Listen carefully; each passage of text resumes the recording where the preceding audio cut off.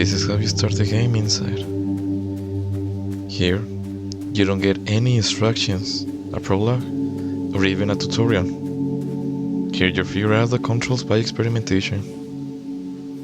In other words, you are thrown into the game with just visual hints that helps you to understand what you should and should not do. The game does not rely on dialogue or text, it relies completely on visual elements. Those visual elements are a clear example on how you can stretch the concept of show don't tell to its fullest. And this is why it makes Inside one of the games you should experience. Hi, my name is Christian, and this is Blank Page. Spoilers ahead. Playz's previous game, Limbo, is a clear example of their signature style of their gameplay.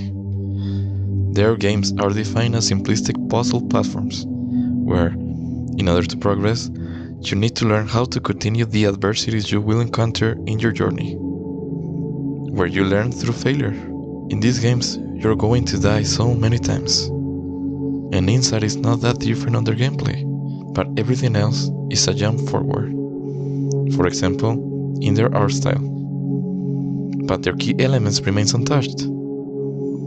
They still very simplistic games, from their gameplay through their art style. And this is where the developers shine the most, in their art direction. Since their games are very simplistic, they rely completely on their visual elements.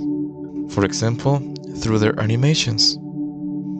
The character reactions and movement helps us hints on gameplay elements, where you can see when you should be cautious, and also you get hints on what you should do in order to progress, where in some cases you will see how the character reacts to various objects on the game. And the game does that without any dialogue or any text.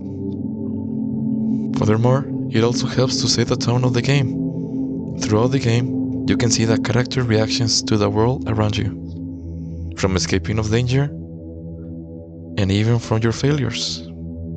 There are so many dead animations that depends on different ways you failed in the game, and each one of them are very brutal. But the game is not violent for the sake of being violent. It works as a way of showing you how cruel the world of Inside is.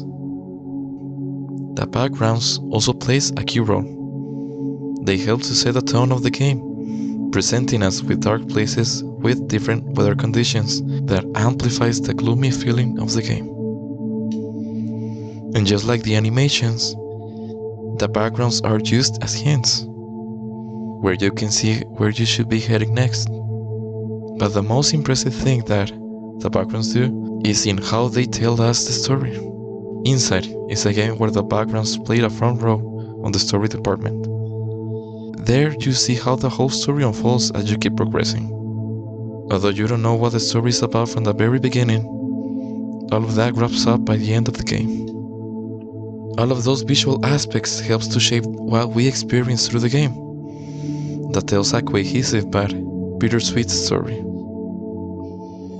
Inside is one of my favorite indie games, and it is one of those that are worth playing. And it is a clear example on how video games can give you much information, whether it's for gameplay or part of the story.